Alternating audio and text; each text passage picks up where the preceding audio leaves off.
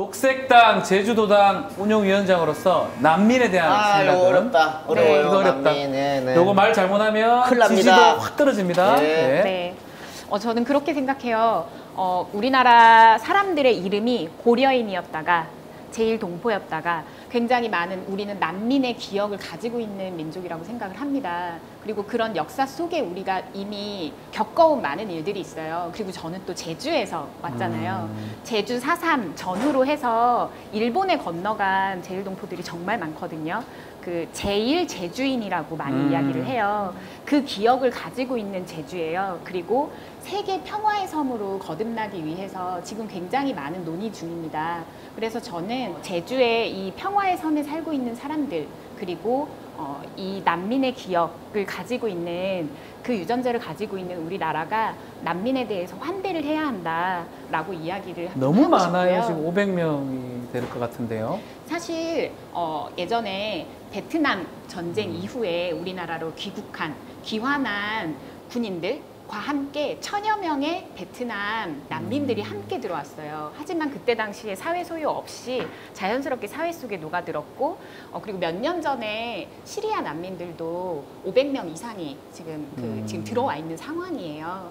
그래서 그런 사회 소유에 대한 사회적 불안 세력이 될 것이다라는 그런 우려는 어떻게 보면 우리 사회의 안전망이 불안정하고 타인에 대해서 신뢰하지 못하는 우리의 모습을 난민에게 투영해서 그러한 그 불확실한 불안에 대해서 우리가 느끼고 있는 것이 아닌가라고 생각이 들고, 그 결론은 우리도 난민이었던 적이 있으니까 환대해야 된다라고 하는데, 우려하신 분들은 이 500명이 시작일 수도 있다.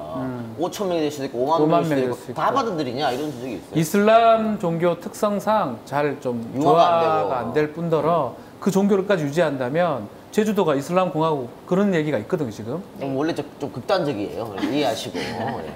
그 이슬람 공화국이라고 이야기하시는 것도 사실상 사회적 불안 요소로 보고 개토화시키고 그렇게 장벽을 쌓고 우리 사회 내에서 계속해서 장벽을 쌓아가면서 일어날 수 있는 그런 일들이고, 우리가 해야 할 일은 우리 내부적인 장벽을 무너뜨리면서 난민을 포용하는 것이라고 생각을 근데 합니다. 지금 풀기 어려운 게 제주도민들이 많이 반대를 하고 계시잖아요. 네. 제주 운영위원장으로서 제주도민들한테 어떻게 난민 문제를 바라봐달라 한 말씀 해주시면 좋을 것 같아요.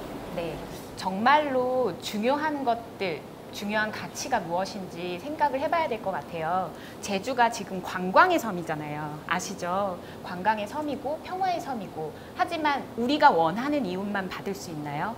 이렇게 예기치 않은 손님들이 우리를 방문할 거예요. 제주뿐만 아니라 앞으로 국제 정세상 계속해서 이러한 문제들을 우리나라가 그리고 세계 시민으로서 다 떠안아야 할 공동의 과제라고 생각을 하거든요.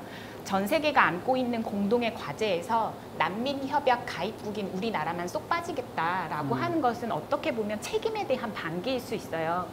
좋은 것은 취하고 나쁜 것이라고 평가되는 것은 버리겠다라고 하는 것은 좀 우리가 탈피해야 되는 시선이 아닌가 생각하고, 사실 제주에서 굉장히 많은 여성분들 그리고 아이를 가진 엄마들이 굉장히 많이 불안해하고 계세요. 제가 왜 그럴까라고 이해를 하고 환대를 하자라고 메시지를 좀 드리기 위해서 실제 경찰청 자료들을 좀 찾아봤어요. 범죄 두려움 지수 같은 게 있더라고요. 여기에서 여성 그리고 10대부터 30대의 그 세대 여성이 정말로 압도적으로 높은 범죄 두려움에 대한 공포를 계속해서 일상에서 안고 살아가거든요. 네. 그래서 그러한 것들을 기저로 한 어떤 공포심이다라고 조금 보여지는 부분도 있어서, 어떻게 보면 우리가 지금 세대에서 페미니스트를 이야기하고 페미니즘을 이야기하고 서로 존중하고 아끼는 그 태도로서 사회를 계속 개선해 나가고 그 태도로서 난민을 포용해야 하는 것이 아닌가 그렇게 생각합니다. 네.